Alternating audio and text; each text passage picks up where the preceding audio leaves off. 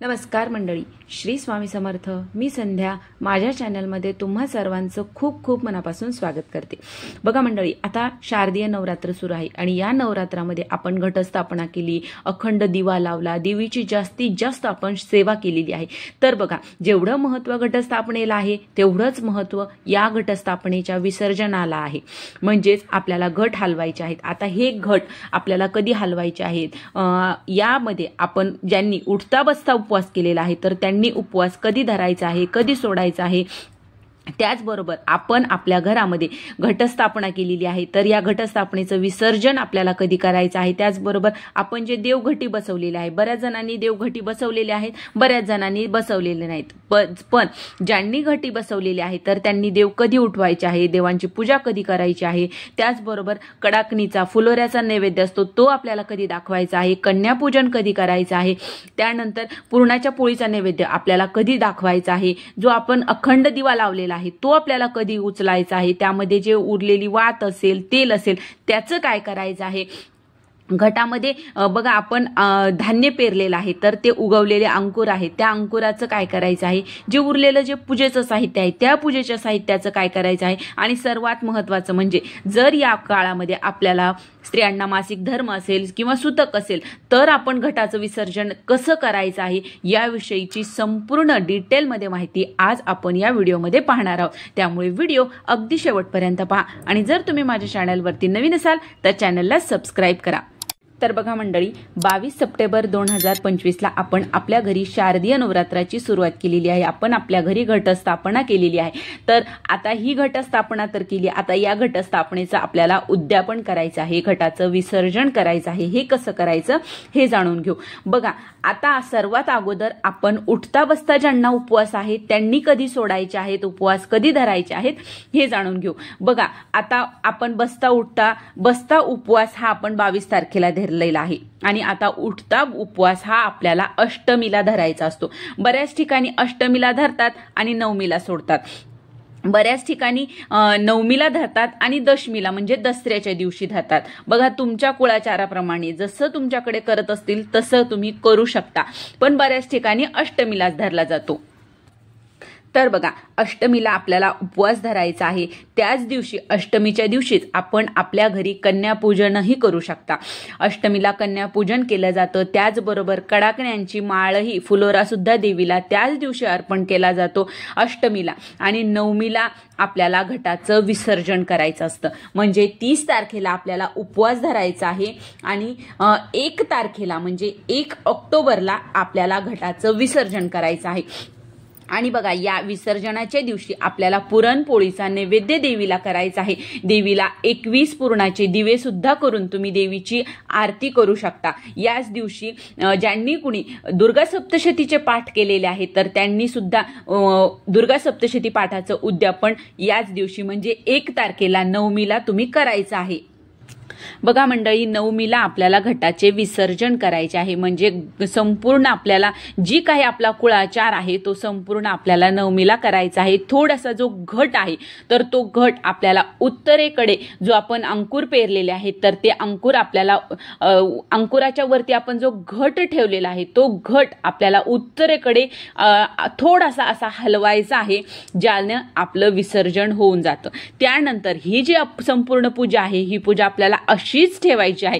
दुसऱ्या दिवशी म्हणजे दसऱ्याच्या दिवशी 2 तारखेला आपल्याला हे संपूर्ण विसर्जन करायचं आहे. आणि नंतर दुसऱ्या दिवशी म्हणजे दसऱ्याच्या दिवशी आपण जे काही देव, ज्यांनी कुणी देव घटी बसवलेले असतील तर त्यांनी घटी बसवलेले देव दसऱ्याच्या दिवशी उठवायचे आहेत. नवमीला नाही उठवायचे, दसऱ्याच्या दिवशी आपल्याला ते देव उठवायचे आहेत. छान देवांची आंघोळ घालायची, पूजा करायची आहे. देवाच्या खालचा जो कपडा असेल तो सुद्धा आपल्याला नवीन कपडा टाकायचा आहे. सर्व देवांची व्यवस्थित आंघोळ करून, स्नान घालून त्यांना आपल्याला जागच्या जागेवर ठेवायचा आहे. आणि त्यानंतर आपण जो घटी बसवलेला देवीचा सुद्धा जो टाक असतो तो सुद्धा टाकावर आपल्याला अभिषेक करायचा आहे. आणि तो सुद्धा टाक आपल्याला दसऱ्याच्या दिवशीच उचलायचा आहे, नवमीला नाही, दसऱ्याच्या दिवशीच आपल्याला टाक सुद्धा उचलायचा आहे. त्यानंतर आता बघा दसऱ्याच्या दिवशी आपल्याला संपूर्ण पूजा उचलायची आहे आणि जर आपला अखंड दिवा आहे, जो लावलेला अखंड दिवा आहे, जर तो तेवत असेल, त्यामध्ये वात शिल्लक असेल, तेल शिल्लक असेल, तर ते तसंच ठेवायचं आहे. त्याला हात लावायचा नाही. तो दिवा जोपर्यंत तो दिवा शांत होत नाही तोपर्यंत तो तसाच ठेवायचा आहे. फक्त तुम्ही ज्या आपण पूजा केलेली आहे त्या पूजेजवळून उचलून तो आपण आपल्या देवघरामध्ये ठेवायचा आहे.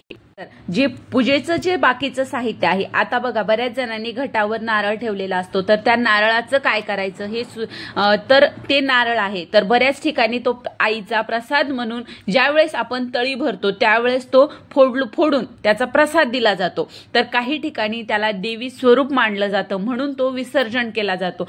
जसं तुमच्याकडे करत असतील तुम्ही तशा प्रकारे करू शकता.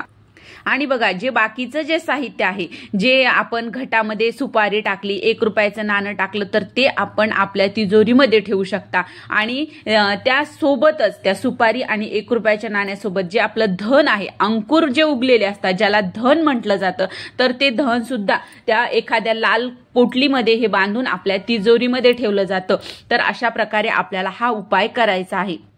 आणि जे बाकीचं साहित्य आहे, पानं आहेत, माळा आहेत, तर त्या तुम्ही इथे म्हणजे कुठेही न टाकता त्या शक्यतो आपण आपल्या शेतामध्ये, आपले वावर जर असेल तर शेतामध्ये आपण ते टाकायचं आहे. आणि जर नसेल शक्य, तुम्ही शहरात राहता, तर तुम्ही निर्माल्य असतं बघा, प्रत्येक ठिकाणी निर्माल्याचा एक कलश ठेवलेला असतो, त्यामध्ये टाका. ते इथे तिथे कचरा कुंडीत अजिबात टाकू नका.